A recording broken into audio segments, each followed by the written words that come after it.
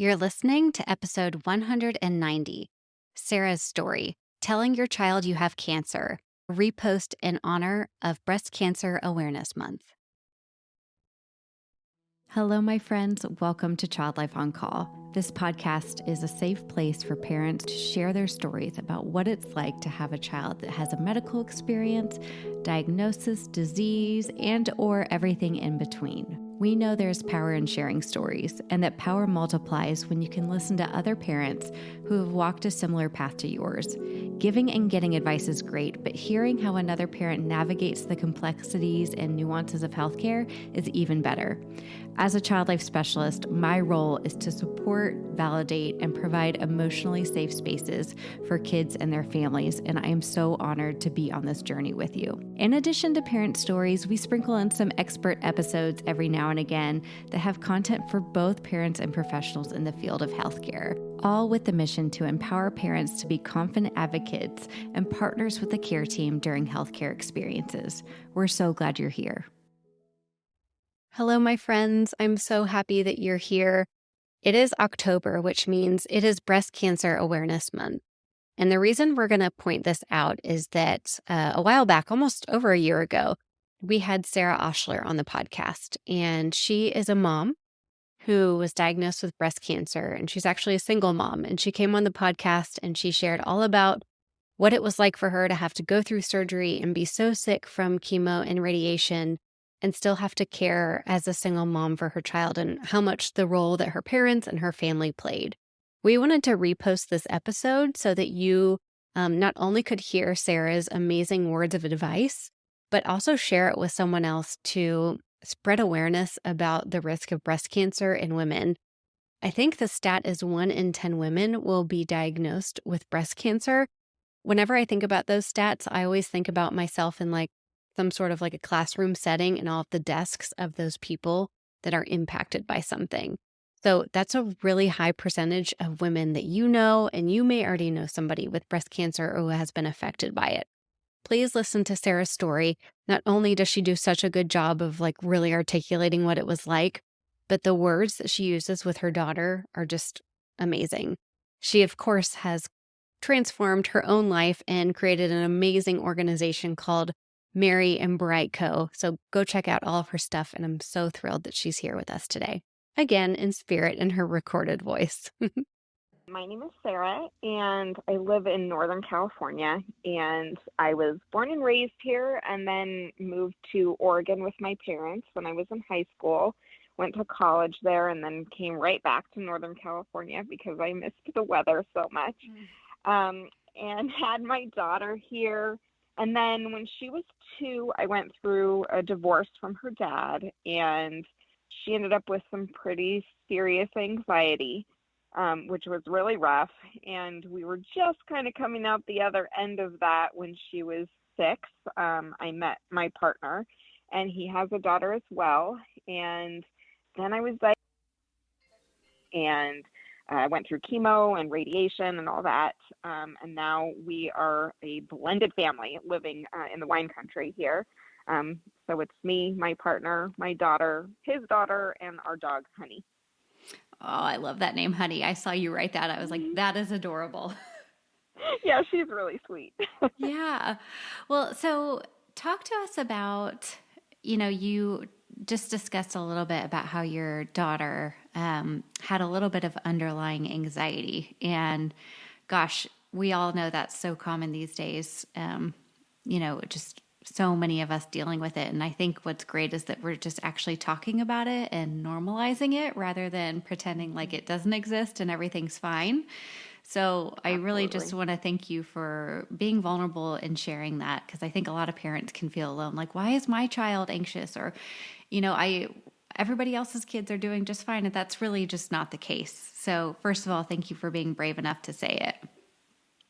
Yeah, no, it's not the case at all. And actually, I was just speaking with breast care coordinator at my healthcare company, and she was saying that they're talking about this a lot in her practice, just that it's not a matter of whether or not your child has anxiety. It's a matter of, what the degree of it is. So Yeah. it's really common. And sorry, just taking us back to when you received your diagnosis, your daughter was 6 and you were living with your partner at that time, so you guys were a family unit? Actually, no. Okay. We had just met like Okay. 7 months before that. Got And it. so when I was diagnosed, I was sharing custody with my ex, and my daughter was on her way to spend the weekend with him. And I have a family history of cancer. Every woman in my family has had it. And so I was really advocating for early detection, and they wouldn't give it to me until my mom was diagnosed the year before, because they said that I didn't have a first-degree relative who had it. And that's basically because my dad's sister passed away from breast cancer, but she didn't count as a first-degree relative. And so I was really advocating for myself for early detection. And I went and finally ended up getting clearance to be a part of a program. And it was my baseline MRI that found something kind of funny. And my doctor had kind of prepped me that happens. There are often false positives and that I shouldn't worry about it. So I went in for a diagnostic mammogram and ultrasound at 4 p.m. on a Friday. My daughter was on her way to her dad, and I was completely alone. And I was laying on this ultrasound table, and I asked the doctor, am I going to need a biopsy? And he was real quiet, and he said, do you want me to be frank? And I was like, oh, that doesn't sound good. And I said, yeah, please. And he said, what I'm seeing can be nothing other than cancer. You will definitely need a biopsy.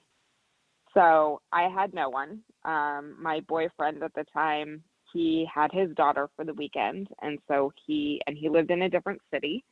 And my daughter was with her dad, and my parents live in Oregon. And so luckily, the doctor was kind enough to talk to my parents on the phone and explain to them what was going on, because I was in so much shock, I couldn't even process what was happening. So I was very much alone.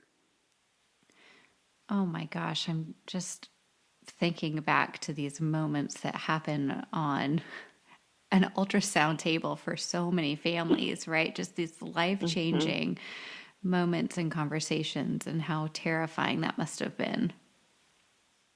Yes, and luckily, the nursing staff was really, really kind, really tried to be present with me and kind of hold me while I was crying. I think the main thing that was an issue for me was, I am my daughter's person, as a kid with anxiety, a lot of it manifested into separation anxiety. And my number one thought was her. And, I just thought, how are we going to handle this? And the doctor thought it was early stage. So I was thinking, okay, like, how are we going to handle the logistics of our lives? Until he said, I know what you're thinking. You're probably thinking you're going to die. And I was like, no. Oh my gosh. I wasn't, but now I am. Oh. And immediately went to a vision of like her tear-stained face at my funeral and went down a really terrible rabbit hole. Yeah, of course you did. Oh. Yeah, so that wasn't super great. Yeah. Well, so talk to us about, this, we typically have children's diagnoses, but many of us have been touched by someone who has had breast cancer, or someone in our lives who has had cancer. Talk to us about what they did tell you about your exact case and what treatment was going to be like. Well, initially they thought my cancer was early stage. So I went in, and part of the reason why I was really advocating for that early detection was I had kind of a bad feeling. Just like my intuition was like, something's not right. I had a sensation of breast milk being let down, like just kind of, it was weird. And I thought, this is strange. And I had gone to a doctor, and she's like, that's not a symptom of breast cancer. I just was like, I don't know, I just don't feel great about this. And when they looked at my MRI and when they looked at the ultrasound, I had ductal carcinoma in situ, which is basically cancer of the milk duct. And that sensation that I was feeling was the cancer cells basically moving in my milk duct. Wow. And so by the time I had that MRI, it took up 5 inches in my breast. And so they knew immediately that I would need to have that breast removed because there was no lump. There was no way to remove the cancer without removing the entire breast. And I knew just because I had 2 aunts and 2 grandmothers and a mother who had breast cancer, I did not want either one of my breasts. So I immediately was like, I will definitely take a double mastectomy. And they moved me through just kind of what I now know is just kind of like a, assembly line of cancers where there's certain ways that they treat you, and they kind of take you down different paths depending on what your diagnosis is. And mine was hormone positive, and I'm young. I was 34 when I was diagnosed. And there was very much a feeling that reconstruction is just what you do. And so I wasn't a candidate for breast reconstruction using my own tissue. And so they were just like, oh, well, we're going to do breast reconstruction using implants. And I think I was in so much shock because I was doing surgery first, thinking that this was early stage. I didn't have a lot of time to think about it. And the fact that I'm really sensitive. Obviously I felt like cancer moving in my breast. I'm really sensitive to medications, chemicals, give me migraines. So I didn't even think about the fact that maybe there might have been another option other than immediate reconstruction using implants. And so I went in for surgery, and part of the way that they do this is they put these tissue expanders in underneath your muscles, and they're basically like these hard plastic things that they then fill up with saline to make room for implants that will be replaced later. And they were horribly painful, and I woke up in terrible pain.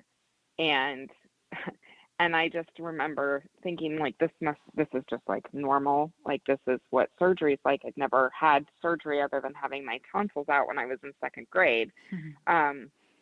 And when I woke up, I had a feeling that the cancer was spreading. Again, I was having that feeling, kind of moving to a bigger area. And so when I woke up, I was in pain, and my mom was at the end of my bed, and I said, did they find more cancer? And she said, yes, I'm so sorry, they did. It's in your lymph nodes. And I wasn't really surprised.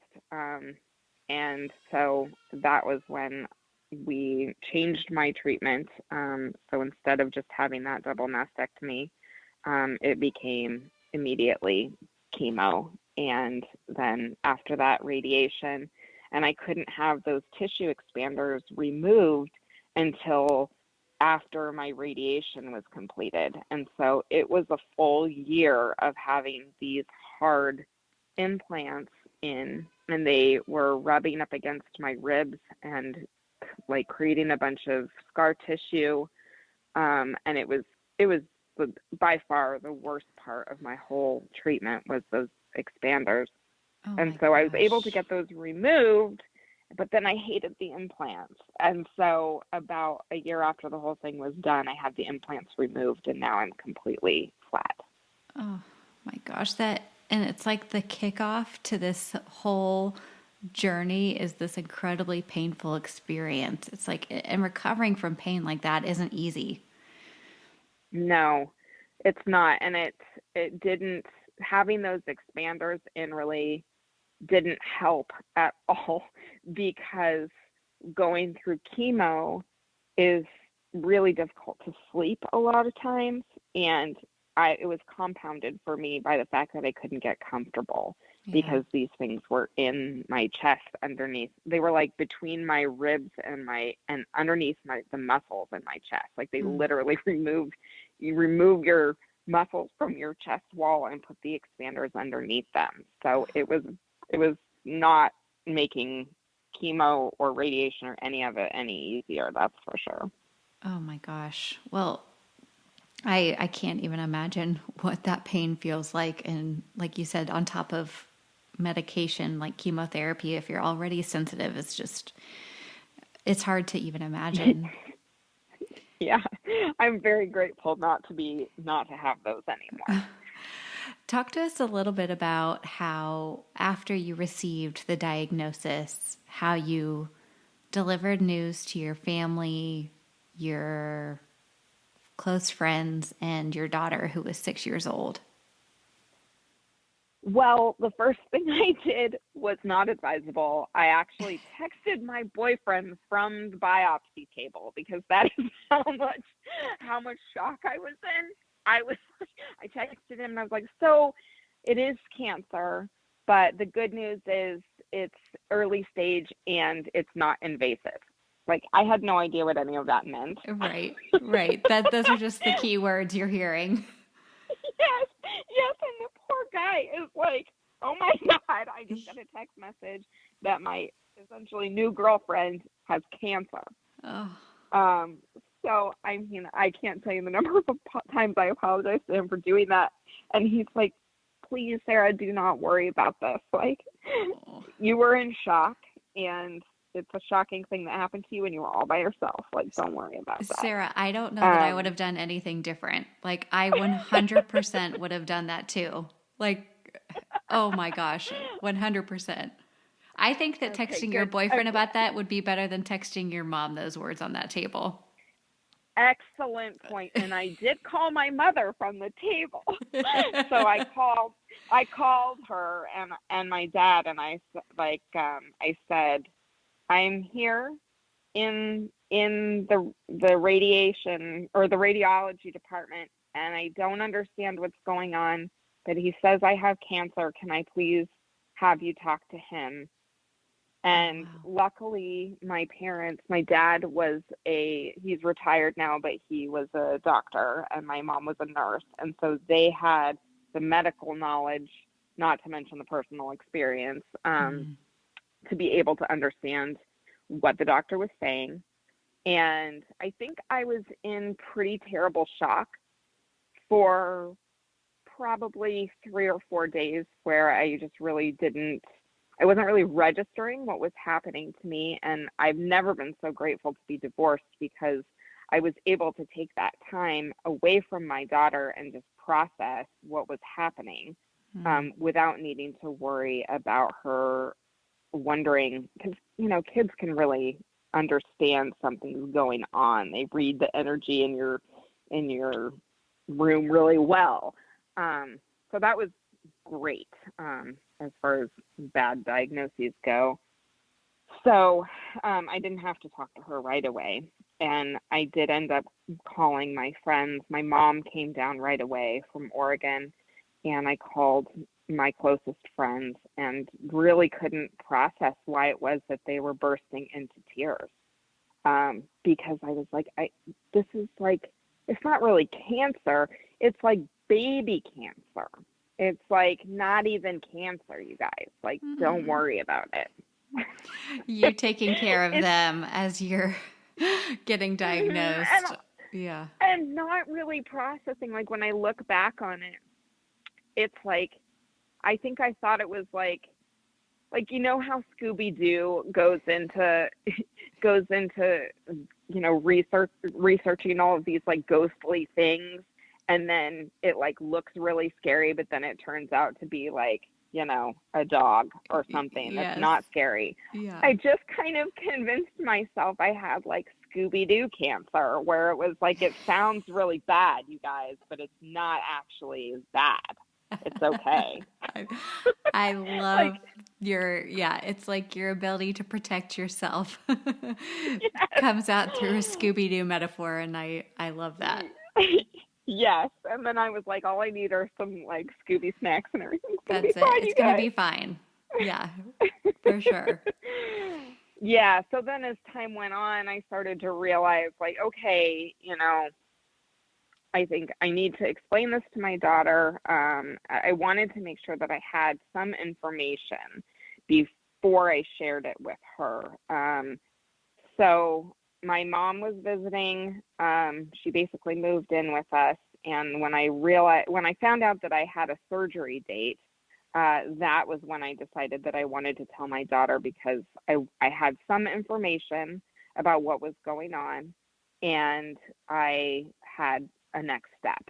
And so I immediately ordered a bunch of books, on Amazon and from the library.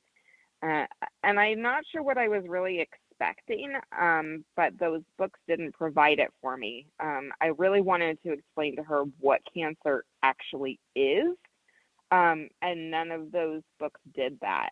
And so I ended up kind of coming up with my own analogy for it, or I mean, it wasn't even so much of an analogy, it's just explaining what cancer is. I'm basically saying to her, our bodies are made up of all these tiny little guys called cells, and they're so small you can't even see them, but they're basically like Legos, like they're building blocks that your body is made of. But they're really cool because one guy can make another guy anytime he wants, and so your body is constantly making new cells, and each one of them has a job. They make your heartbeat, and they make up your skin, and they do all this cool stuff. And I said, but sometimes one of the cells gets made and it's like broken, and it doesn't remember what its job is, and the only thing it knows how to do is make more. And before long, there's a whole bunch of these little guys, and none of them have any idea what they're supposed to be doing. So they're just all hanging out, making more guys faster and faster. And I said, when that happens, it makes it really hard for the cells who are doing their jobs to have room to do their jobs. And so you have to get those broken cells out of your body. And I said, so those broken cells are called cancer. And I said, have you heard the word cancer before? And she said, no, but are you going to die? And I was kind of amazed that she went straight there. And I said, no, I'm not going to die. We'll be right back. One of the things I am asked the most often as a child life specialist, not only by the patients and families that I've worked with, but by my friends, is how can you support and prepare your child for a shot? And as a parent myself, I know sometimes it's so hard to even concentrate on what the doctor is saying because I'm so nervous about my child having to get a shot. And yes, that's even coming from a child life specialist. Thankfully, I can rely on what I know about child development, family-centered care, and trauma-informed care to pull on medical stressors that could come up for my child, and I know how to support them through it. And now we want to give parents those same tools that child life specialists use. And that's why I'm so excited to share with you our new course that's made just for parents. We have worked with instructional designers who are experts in making courses online. We want to put you, the parent, in the driver's seat of these appointments. What we do is we go by age group and tell you exactly what the stressors could be for your child and what the interventions are that a child life specialist would use to help your child through having to get some sort of poke. If you're a parent who wants to walk into your child's medical appointment and instead of feeling overwhelmed with anxiety, you want to feel empowered and know how to prepare and support your child and how to advocate for them, then this is the course for you. This course will only be available for 4 weeks, so go make sure you pre-enroll for the course this fall.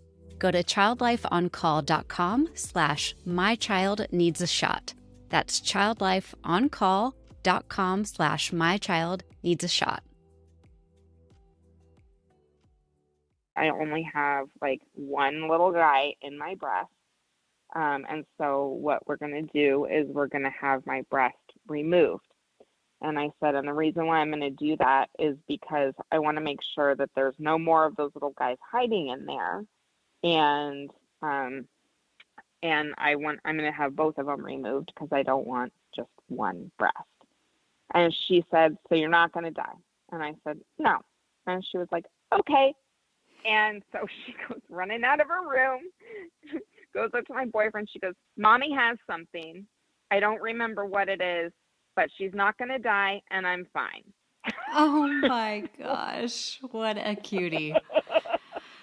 Oh And gosh. so, and that explanation also kind of served as a foundation, because then when I woke up and found out that it had moved, then I was able to say to her, remember how I told you that, I only had one guy? Well, it turns out I had more than one guy. He had already made some friends, and they had basically packed up and were going to move to other parts of my body. And so we want to make sure that we get rid of all of them.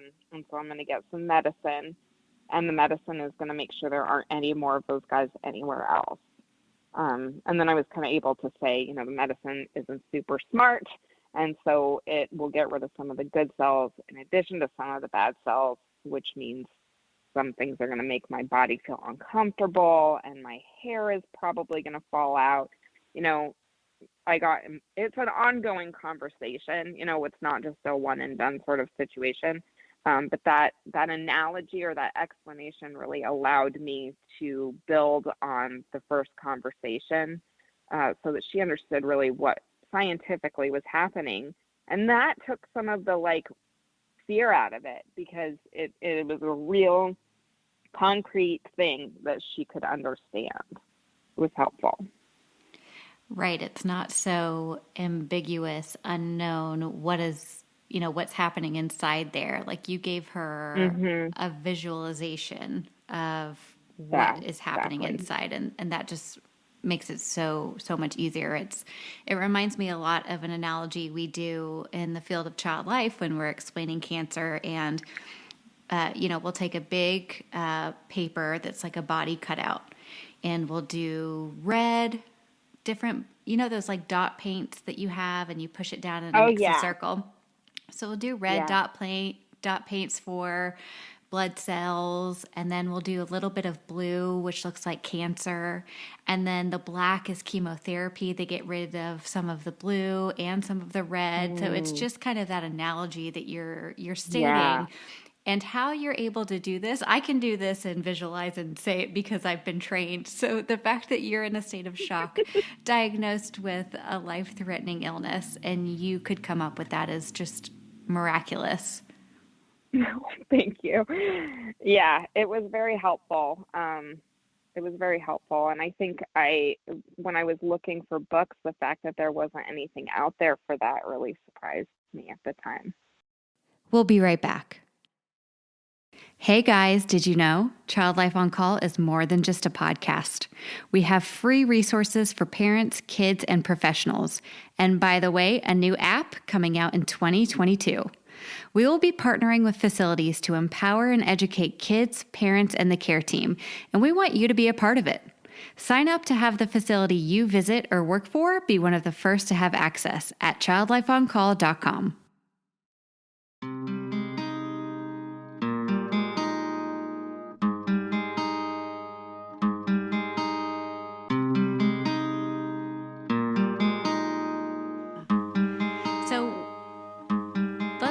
Some of the hard parts of being a single parent. You said your mom moved in to help, I'm guessing, help care for your daughter, and also care for you.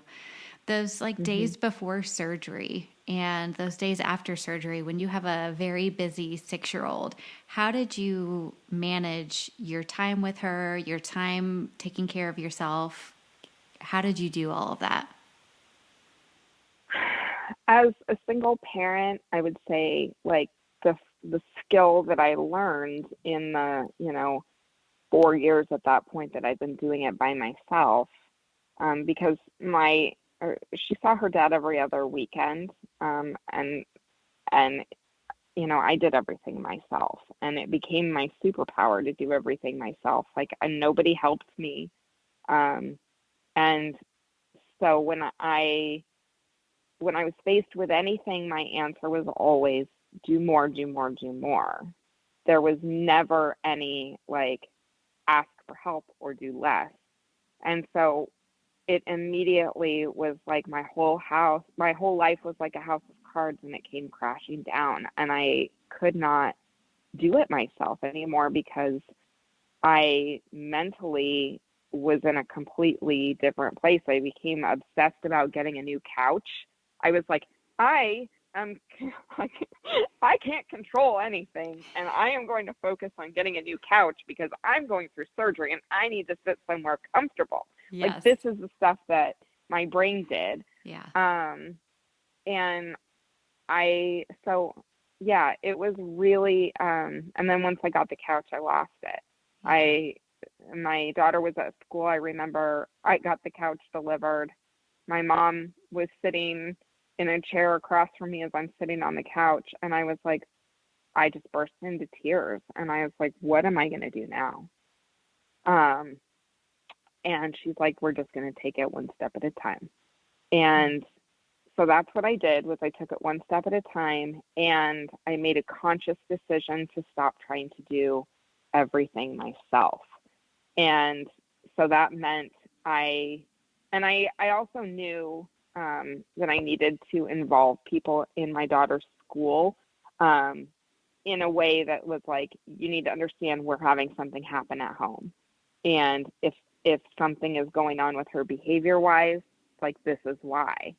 And so I went into the school and I said, I need you to provide support to my daughter because I've been diagnosed with breast cancer, and I don't know if she's going to have increased anxiety or what is happening.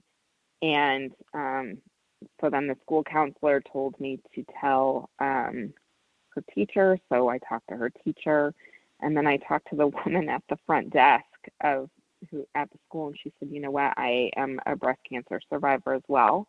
I just finished radiation, and this is what you need to do. You need to sign up for free lunch. And I said, I don't need free lunch. I'm going to be on disability. Like, I have the money. And she was like, you need to sign up for free lunch. Yeah. And I said, why do I need to do that? And she said, because you do not need to be thinking about lunch. Wow. And I was like, okay. So she gives me the paper and she's like, fill it out. So I fill out free lunch. She said, because you're on disability, you qualify for this. She submitted it, and my daughter got free lunch. And oh my God, that was such good advice. Because I couldn't think about free lunch. No. And I signed up for community programs that delivered food to us. And then the big one was I announced to my friends on Facebook that I had cancer. And I don't know what possessed me to do that. I basically shared that I had been diagnosed, and then I went and took a shower. And while I was in the shower, I was like having a major vulnerability hangover. And I was like, why did I do this? Yeah. Why? Nobody needs to know. So I'm like, okay, when I get out of the shower, I'm going to go delete that post, because like, what am I, like some kind of I felt like an attention whore kind of. So I went back to delete the post, and the amount of support that I received, like already in that like 5 minutes, made me feel so like such part of a community of people I didn't ever expect to be supportive. I got a bunch of direct messages from people who said, I never shared, but my wife had this last year. I never shared, but my mom had this. Let me send you this. Let me tell you about this. And it was the beginning of my really understanding that people want to bless other people. They want to help. And if you say no, you rob them of that opportunity to do something that makes them feel good. And as hard as it was for me to accept help from people, it was the best thing that I could have done. Oh, wow. I love how you put that. It was a big lesson. Did your daughter see the helpers come out? Did she start to recognize you saying no more? Or for her, what was she able to grasp about that? She saw the love for sure, especially in that my mom basically moved in with us for a year, and my boyfriend basically moved in with us, and my friends were incredibly kind and would bring over. I had one girlfriend who she came over right after my diagnosis and left like these parfaits in my refrigerator. I had no idea that she had done that. And she just came over, and then the next morning I opened up the fridge and she had left all these breakfasts for me. Oh, so I really tried so to, it was amazing. I had another friend who was like, I felt like you needed everything related to unicorns. And so I went to Paper Source and I got this like unicorn bag and I filled it up with everything related to unicorns in Paper Source, and I just bought everything and I dropped it off. Okay? Like, that's amazing. I love that. Oh, I love both of those things. And for a lot of people listening, they're like, what can I do? I don't even know how to start, where to begin. But those are very two simple things, which you're still talking about now. I mean, they clearly had an impact on you. Yes. And the other thing I think was really amazing, if anybody is looking to do something to help someone, my boyfriend's mom sent me a card every week through my entire treatment. Wow. And it was like, she'd send me stupid cards, she'd send me funny cards, she'd send me thoughtful cards, and expected nothing in return, expected no response. Just wanted me to know she was thinking of me. And that really made a big difference to me. I think the key is not expecting anything. My friend who dropped off the unicorn bag dropped it off. My friend who put the parfaits in the fridge left them there. Like, there was no expectation for me to, it's very, very tiring when you are going through treatment, and I didn't have the energy to have a conversation, and those people wanted to leave me something because they wanted to make me feel good and have no obligation to entertain them or talk to them or get them a glass of water, nothing. And it was amazing. Yeah. I just love all of that. And I was kind of thinking that you stepping back after being your daughter's main source of everything, I was wondering if you thought your daughter noticed or if she just saw everybody else loving on her too. I think as adults, we can think, oh my gosh, she's going to know we're not picking her up at school today. She's going to be distraught for years to come because of this. And really, like, they're okay. They can get through it and they can bounce back just like you can. Yes. And I think it was really important that it was me calling on my village because I couldn't do it myself anymore.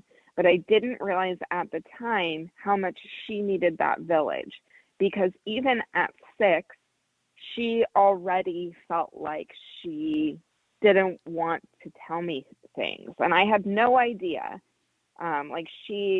For Crazy Hair Day at school, she wanted to support me. And so she wore this like scarf on her head that had pink ribbons on it. And she was in 2nd grade.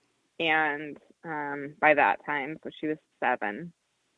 And apparently at school, her friends, like, I don't know if they were like malicious in the way that they made fun of her for wearing it, but it hurt her feelings. And she didn't tell me. She told my mom and she told my boyfriend. Mm-hmm. And I was like, afterward, when they both told me that she had told them, I thought, wow, to be 7 and trying to protect her mom. Like, I'm so glad you guys were here to be a witness to her experience so she didn't bottle it up. It was a real gift for her, too. Wow. That is so true. I'm kind of diving deep into these parenting books right now that talk a lot about the village. And I think, we know that it takes a village to raise a child, but truly it does. And when we can get so on top of it, oh, my child needs me, they need it this way, that works for us because it's uncomfortable for us to ask for help, right? But kids actually benefit from all of that extra support and extra experiences and different ways of doing things. Yeah, actually, my partner and I talk about that a lot because we have two kids that we share custody of.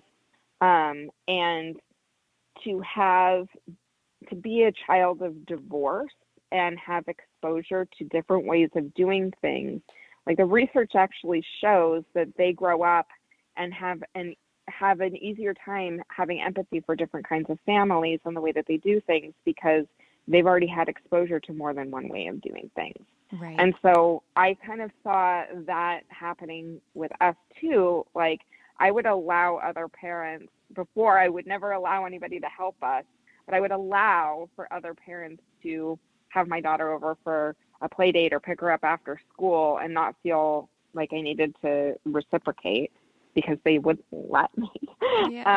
Yeah. You know, I saw that benefit and that like there were other ways of doing things and she was definitely exposed to that and it was really positive for sure. So talk to us about the timing of writing. You have two books and I want to hear about them both. Talk to us about what they're about and which audience should order these and get access to them. Oh, thank you. Yeah. So that explanation that I had for my daughter about the broken cells, basically, I started working on that during my treatment because I had gone on disability and I was exhausted and trying to figure out how to, keep myself like with a purpose, basically. And so I had a background in illustration for 6 years. And so I spent my treatment putting together a book. And actually, I have 3 books. So that first book was Cancer Party. Mm-hmm. And I used that explanation and kind of turned it into something silly, where the broken cells are having a party and they're making it really hard for the cells that are working to do their job because they're just like having a party. But when I published that, I felt like it wasn't quite what I really wanted the book on cancer to be, because going through treatment is incredibly chaotic.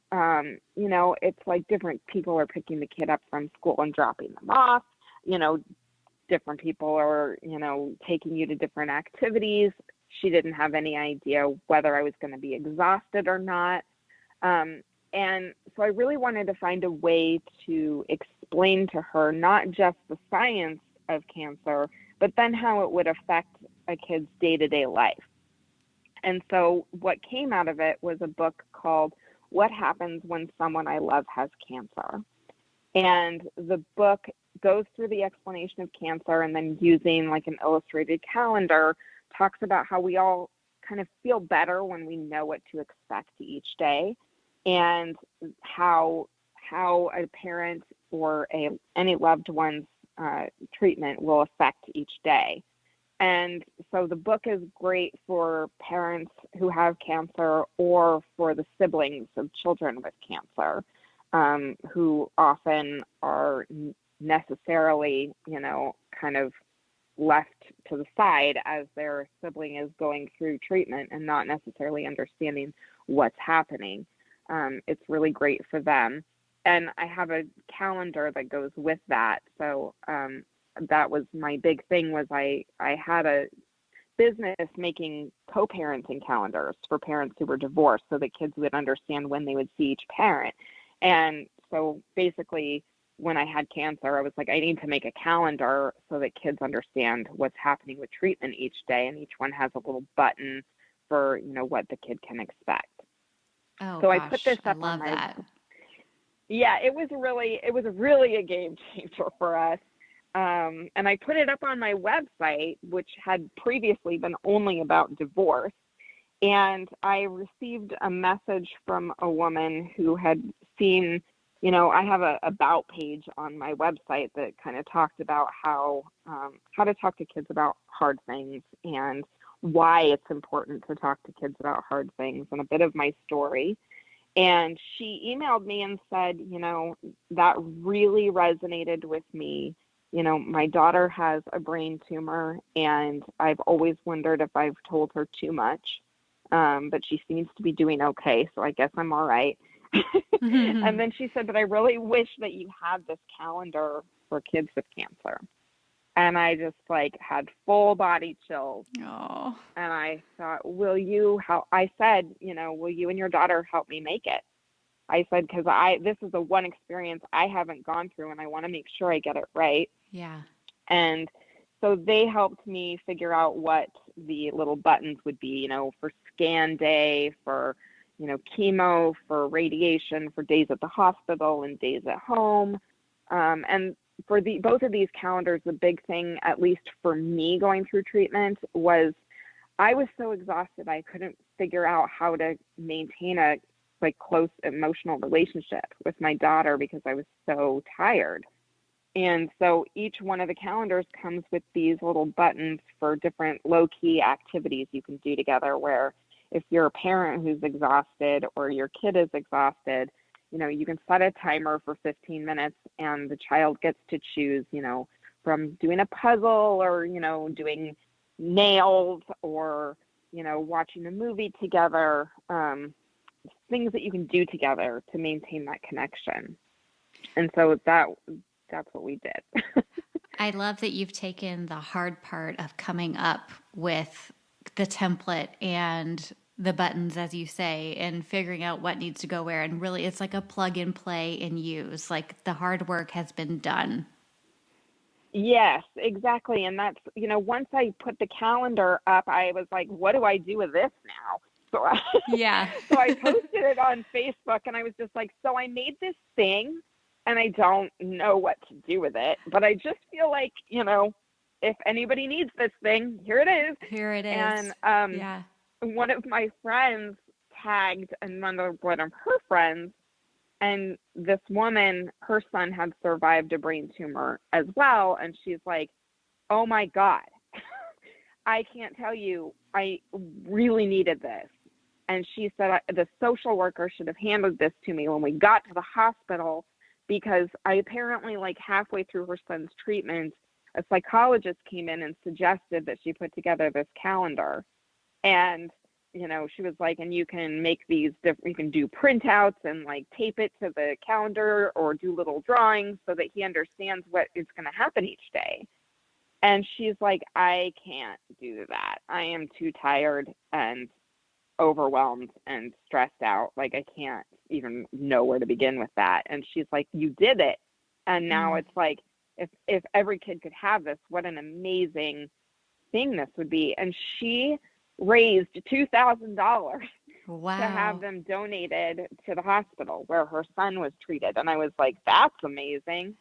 Gosh. And so I was like, I wonder if there's a way to get these into children's hospitals. And so in the middle of this pandemic, I did a Kickstarter and raised $11,000 and had these kits made overseas. So I have a book called What Happens When a Kid Has Cancer, explains what cancer is, how it can affect a kid's day-to-day life, and it comes with a calendar with little static clings, and I'm in the process of donating them to hospitals right now. That is so cool. Well, where can people go buy them, look at them, and follow you? Oh, yeah, that would be awesome. My website is mightyandbright.com. And then I'm on Instagram mostly, which is Mighty and Bright Co. Oh, wow. That is so cool. Well, this happens to be a podcast that a lot of child life specialists listen to and parents. And I think that a lot of families would benefit so much from what you have created. So thank you so much for taking something that was so horrible and turning it into something so beautiful for so many families. Thank you so much, Katie. I'm just really want to get the word out because I know it really helped my family a lot. Oh gosh, yeah, we're, as child life specialists, total proponents of calendars, predictability, routine, choices, and you've done all of that, and you've put it into this kit and this book and this calendar. So it is 100% needed, and I can't wait to go take a look at it. Thank you so much. Awesome. Well, I'd love to ask you one more question if you have the time. And I'd love to Absolutely. know, what has your daughter taught you through this whole experience? She is so incredible. I think she's taught me what unconditional love is. And we have such a close relationship. I really try to talk to her about the fact that she's had to deal with things that are really difficult for most grown-ups, and that really validating her experience and her feelings about things has helped her a lot. But what I really want her to learn is that, after having gone through what she's gone through, she's more resilient than a lot of adults are. Because she's really impressed the heck out of me. Mm-hmm. And now she's 10, and she has no perspective as far as how resilient she is. But man, she just impresses me every day. She's awesome. Oh, she impresses me too, for sure. Well, thank you so much. And I really appreciate you sharing your experience with all of us. Thanks, Katie. Thank you so much, Sara. And you guys, mightyandbright.com will get you to all of those printable resources that she was telling you about. And you can learn more about her story and her organization there. Man, we are just right behind you, Sara, cheering you on as you navigate this post-cancer life, which people will tell you it never really goes away, right? You can get to that 5-year mark. But it lives with you forever and your entire family. So know that the Child Life On Call community is here beside you, believing in you, and thank you for being here and sharing your story. Thanks for being here. Thank you all so much for listening to Child Life On Call. If you head to our website, childlifeoncall.com, you're going to find all sorts of stuff there for parents, professionals, healthcare providers, child life specialists, no matter who you are. Actually, when you just go to our homepage, it'll help you direct to exactly where you need to go. On that, you'll find opportunities and PDUs for child life specialists. Parents, we've got a starter kit for you. And clinicians, we even have a clinician course, which teaches you how to be a confident and capable caregiver in pediatrics. We're so grateful that you're here. Please DM us on Instagram. And like I mentioned, when you rate and review this podcast, it helps other families be able to find us. So let's keep doing that. And I will see you again here next week.